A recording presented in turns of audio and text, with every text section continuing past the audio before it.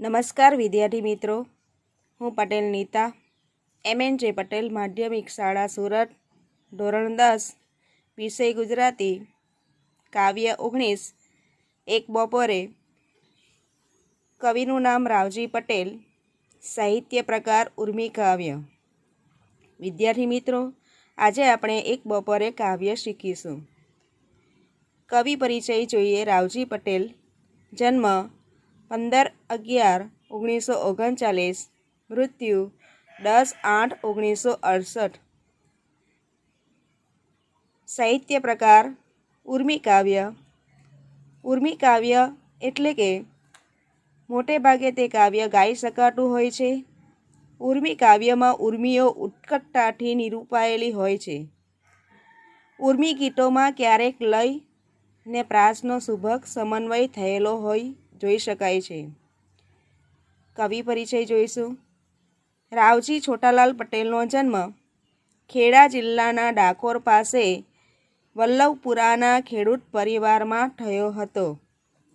તેમનો એકમાત્ર કાવ્ય સંગ્રહ અંગત છે. તેમના ઉર્મી કાવ્ય, ગીતો અને દીર્ઘ કાવ્યોમાં અનેક રંગદર્શી ભાવછટાઓનું ચોટદાર ચિત્રણ થયું છે. 29 વર્ષની યુવાન વયે ટીબી એટલે ક્ષયના કારણે તેમનું અકાળે અવસાન થયું હતું. તેમણે અશ્રુઘર અને ઝંઝા એમ 2 નોંધપાત્ર નવલકથાઓ આપી છે. વૃત્તિ અને વાર્તા એમનો વાર્તા સંગ્રહ છે. એક બપોરે કાવ્યમાં બપોર શબ્દનો અર્થ થાય છે દિવસનો મધ્ય ભાગ, જેને મધ્યાહન પણ કહે છે. એક બપોરે કાવ્યમાં કાવ્યનાયક તેમના જીવનના મધ્ય ભાગમાં એટલે કે જુવાનીમાં ટીબી જેવા રોગને કારણે મૃત્યુ પામે છે. કૃષિ કવિ તરીકેની રાવજી પટેલની પ્રતિભાને દઢ બનાવતી આ તેમની જાણીતી રચના છે. કટાવ અને મનહર જેવા મિશ્ર છંદમાં અને બોલચાલની લઢણમાં રચાયેલી આ રચનામાં ખેડૂતની એક વેદનાશીલ બપોરનું આલેખન છે. સારસી એ પ્રિયતમા કે પત્નીનું પ્રતીક છે. સારસી એ પક્ષી છે. 2 પ્રતીક આપ્યા છે. પત્નીનું રૂપ જોયું છે. પત્ની કદાચ ગુજરી ગઈ હોય, અથવા પ્રિયતમા એટલે બાજુની ખેતરમાં કન્યા જેને ચાહતી હતી એ રોજ ખેતરમાં કામ કરવા આવે, એને જોઈને લેખકનો ખેતરમાં કામ કરવાનો ઉત્સાહ વધતો હતો. પરંતુ હવે એ પરણી ગઈ છે, એ હવે રહી નથી. એટલે સારસી એ પ્રિયતમા કે પત્નીનું પ્રતીક છે, તો સાથે સાથે એ જીવનનું પણ પ્રતીક છે. કાવ્યમાં વપરાયેલા બધા જ શબ્દો ખેડૂત જીવન સાથે સંકળાયેલા છે. કવિ ગ્રામ જીવન સાથે સંકળાયેલા છે. ખેતર, શેઢો, સારસી, ભાઠું, મહુડીની છાયા, કરાતો આરામ, બળદ, હળ વગેરે એના જીવનમાં વણાયેલા છે. એમાં અચાનક પોતાના ખેતરના શેઢેથી સારસી ઉડી જતા કવિ વ્યાકુળ થઈ જાય છે. કવિને ક્યાંય ચેન પડતું નથી. એટલે તે બપોરે જમવા માટે ધોચકીમાંથી કાઢેલી છાશને ફરી ધોચકીમાં રેડી દેવાનું કહે છે અને એની માતાને રોટલા ફરીથી બાંધી દેવાનું કહે છે. હવે એમને ખાવામાંય રસ રહ્યો નથી. ખેતરની અંદર ભાઠું લઈને એની મા જાય છે ત્યારે કવિને હવે જમવામાં રસ નથી, એટલે રોટલા બાંધી દેવાનું કહે છે. ધોચકીમાં છાશને રેડી દેવાનું કહે છે. જમ્યા પછી ચલમ ફૂંકવામાં જે મજા આવતી હતી તેમાં પણ તેમને હવે કસ જણાતો નથી. કેવળ શૂન્ય મનસ્ક થઈને મહુડાની છાંય તળે એટલે મહુડાના ઝાડ નીચે પડ્યા રહેવાનું ગમે છે. કવિ કહે છે છેલ્લે, ભલે આકાશમાંથી તડકો રેલાઈ જાય, ગળા સુધી ઘાસ ઉગી નીકળે તો પણ એની પરવા નથી. હવે તો કહે છે કે બળદને હળે જોતરીશ નહીં. આમ કવિએ સારસીના પ્રતીક દ્વારા તે પ્રતિબિંબિત થાય છે તેનું વર્ણન આ કાવ્યમાં કવિએ કર્યું છે. ટીબીના રોગના કારણે મૃત્યુને નજીક આવતું જોવાને કારણે પણ આ ભાવ વ્યક્ત થયો હોય. છાશ, રોટલો, તમાકુ, ટાપણી, મોહડો આ બધું જ રસથી છલકાતું જગત છે, જેમાં કાવ્યનાયકને હવે કોઈ રસ રહ્યો નથી. બપોર એટલે જીવનના મધ્યાહનનું પ્રતીક છે. જેમ બપોર દિવસનું પ્રતીક હોય એમ અહીંયા જીવનનું મધ્યાહન એટલે કવિનું 29 વર્ષની વયે મૃત્યુ થયું એટલે આ કાવ્યનું શીર્ષક એક બપોરે. વસ્તુ જગતના આ નિરૂપણથી કવિએ કાવ્યને વધારે આસ્વાદ્ય બનાવ્યું છે. તો હવે આપણે આ એક બપોરે કાવ્યનો રાગ જોઈશું. મારા ખેતરને શેઢે થીલ્યા ઉડી ગઈ સારસી. મારા ખેતરને શેઢે થીલ્યા ઉડી ગઈ સારસી. માઢો ચકીમાં છાશ પાછી રેડી દે. માઢો ચકીમાં છાશ પાછી રેડી દે.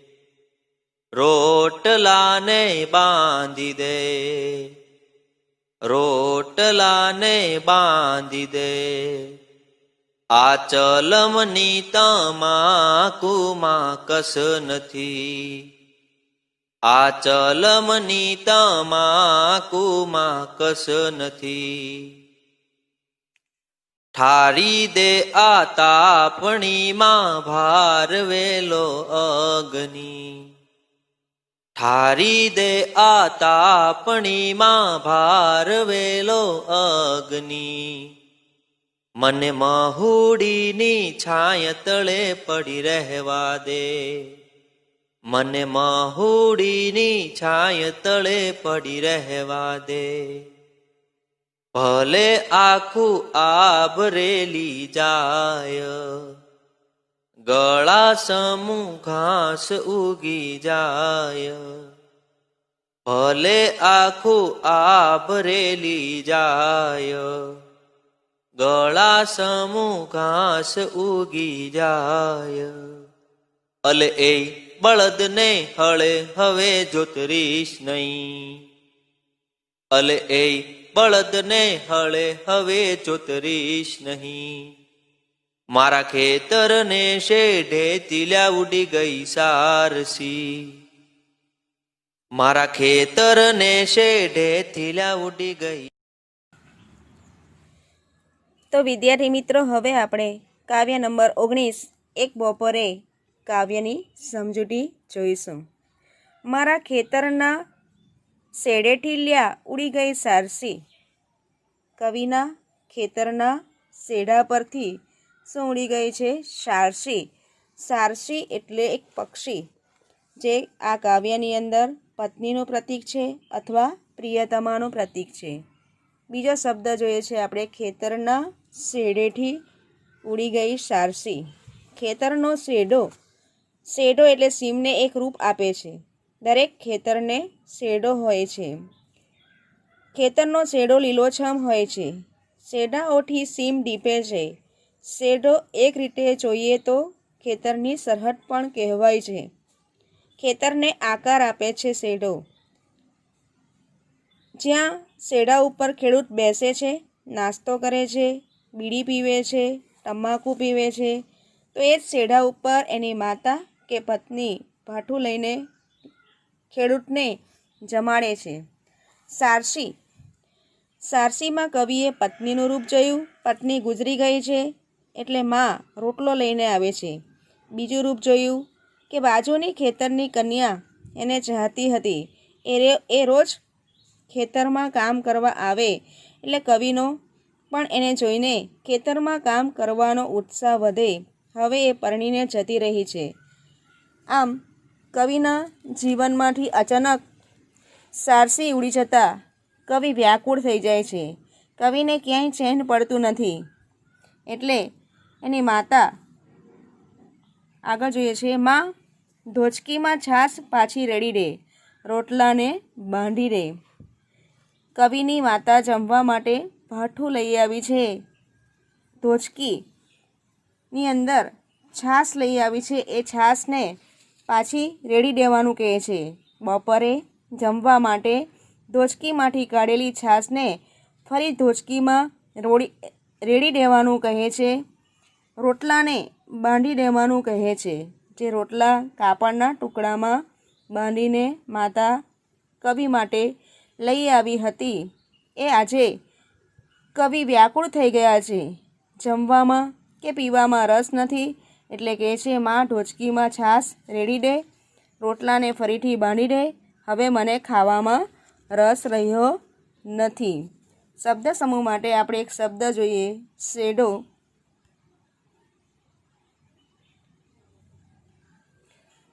શેડો એટલે ખેતરની ચોમેર ખેડિયા વિનાની છેડાતી પત્તી જ્યાં ઘાસ ઉગે છે તે. બીજો શબ્દ સમૂહ માટે એક શબ્દ જોઈએ, તમાકુ વગેરે પીવા માટે માટીનું એક પાત્ર એટલે ચલમ.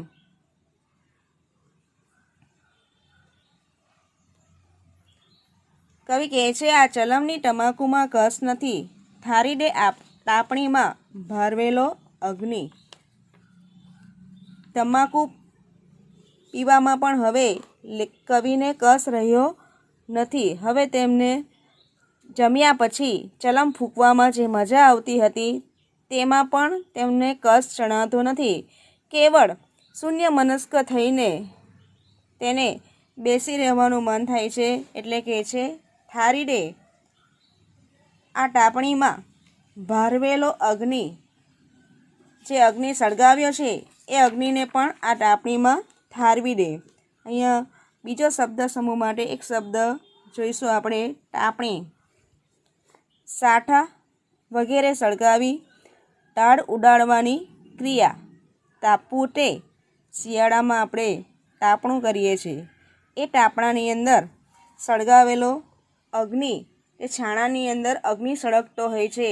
ઉપર રાખ હોય છે પણ અંદર અગ્નિ સાચવેલો હોય છે. એ અગ્નિને પણ કવિ શું કહે છે, ઠારી દે, હવે મારે તાપણું પણ કરવું નથી, મને મહુડાની છાયા તળે પડી રહેવા દે. કવિને કયા ઝાડના વૃક્ષ નીચે પડી રહેવું છે, મહુડી. મહુડો એક વૃક્ષ છે કે તેના ફૂલમાંથી દારૂ બને છે. આ મહુડાના ઝાડની છાયા નીચે કવિને આરામ કરવો છે. હવે ખેતરમાં કામ કરવાનો પણ રસ રહ્યો નથી. કેવળ કવિ શૂન્ય મનસ્ક થઈને મહુડાની છાયા નીચે પડ્યા રહેવાનું પસંદ કરે છે. ભલે આખું આબ રેલી જાય. આબ એટલે આકાશ. ભલે આખું આકાશમાં વાદળો છવાઈ જાય એટલે વરસાદ વરસે, આકાશમાંથી તડકો રેલાઈ જાય, ગળા સમૂહ ઘાસ ઉગી જાય. ગળા સમૂહ ઘાસ ઉગી જવું એટલે ગળા સમાન ઊંચું ખેતરમાં ઘાસ ઉગી જાય તો પણ મારે હવે ખેતરમાં કામ કરવું નથી. આપણે હવે અલંકાર જોવાનો છે. ગળા સમૂહ ઘાસ ઉગી જવું. સમૂહ, સમી, જેવો, જેવી જેવા શબ્દો વાક્ય કે પંક્તિમાં આવે, ઉપમેયનો ઉપમાન સાથે સરખામણી કરવામાં આવે તેવા અલંકારને આપણે ઉપમા અલંકાર કહીએ છીએ. તો ગળા સમૂહ ઘાસ ઉગી જવું એટલે ઉપમા અલંકાર. આકાશમાંથી તડકો રેલાઈ જાય, ગળા સુધી ઘાસ ઉગી નીકળે તો પણ એમની પરવા નથી. હવે તો બળદને કવિ કહે છે હળે હવે જોતરીશ નહીં, મારા ખેતરના શેડેથી સારસી ઉડી ગઈ. કવિ ખેતરમાં કામ કરવાનો કવિનો જે ઉત્સાહ હતો એ ઉત્સાહ હવે રહ્યો નથી. એટલે કવિ પોતાને જ ઉદ્દેશીને કહે છે અલે એ હવે બળદને હળે જોતરીશ નહીં. કેમ? કારણ કે ખેતરના શેડેથી સારસી ઉડી ગઈ છે. જીવનમાં પત્ની કે પ્રિયતમા રહી નથી. એટલે કવિનો ખેતરમાં કામ કરવાનો ઉત્સાહ હતો એ ઉત્સાહ પણ હવે રહ્યો નથી. એટલે કે છે આખું આકાશ રેલાઈ જાય, ઘડા સમી ઘાસ ઉગી જાય તો પણ કવિ ખેતરમાં કામ કરવા માટે તૈયાર નથી. એટલે કવિની ચેતના રહી નથી. તો અહીંયા આ કાવ્યની અંદર જે કવિનું ખેડૂત જીવન દર્શાવ્યું છે એ કવિ અંતે કહે છે કે મારે હવે આ ખેતરમાં કામ કરવું નથી. સારસી ઉડી જતાં જ કવિને હવે રસ રહ્યો નથી. આમ પોતાના ખેતરના શેઢે વસતી સારસી ઉડી જતાં વ્યગ્ર બનેલા કવિને કશું ગમતું નથી. બપોરનું ભાઠું, હળ, બળદ, ખેતી બધું નીરસ લાગે છે. પક્ષી પ્રેમની સાથે પ્રિય પાત્ર માટેનો વિરહિત લગાવ પ્રતિકાત્મક સ્વરૂપ રીતે આ કાવ્યમાં કવિએ રજૂ કર્યો છે. શબ્દાર્થ જોઈશું આપણે. શેઢો, બે ખેતર વચ્ચેની હદનો ખુલ્લો મૂકેલો પટ્ટો. લ્યાએલા, લ્યા એટલે એલા અથવા અલિયા. તળપદા શબ્દો જોઈશું. ધોચકી એટલે ડોણી અથવા માટીનું વાસણ. ભારવેલો, ચૂલામાં અગ્નિ ઉપર રાખ વાળી તેને સળગતો રાખો. લ્યા એટલે એલા અથવા અલિયા. અગ્નિ એટલે અગ્નિ. સમૂહ એટલે સમાન. તળે એટલે નીચે. નહીં એટલે નહીં. છાંય એટલે છાંયડો. સ્વાધ્યાયમાં વિકલ્પના પ્રશ્ન જોઈશું. પહેલો વિકલ્પ, ખેતરના શેઢે શું બન્યું હતું? એ. બળદ થાકીને બેસી ગયા હતા. બી. સારસી ઉડી ગઈ હતી. સી. વરસાદ તૂટી પડ્યો હતો. ડી. ઘડા સમૂહ ઘાસ ઉગી ગયું હતું. ખેતરના શેઢે શું બન્યું હતું? સારસી ઉડી ગઈ હતી. કવિના ખેતરના શેઢા પરથી સારસી ઉડી ગઈ હતી. કવિ કયા વૃક્ષ નીચે બેઠા હતા? કયા વૃક્ષ નીચે બેઠા હતા? એ. બાવળ. બી. બોરડી. સી. આંબો. ડી. મહુડી. કવિ મહુડીના વૃક્ષ નીચે બેસી આરામ કરતા હતા.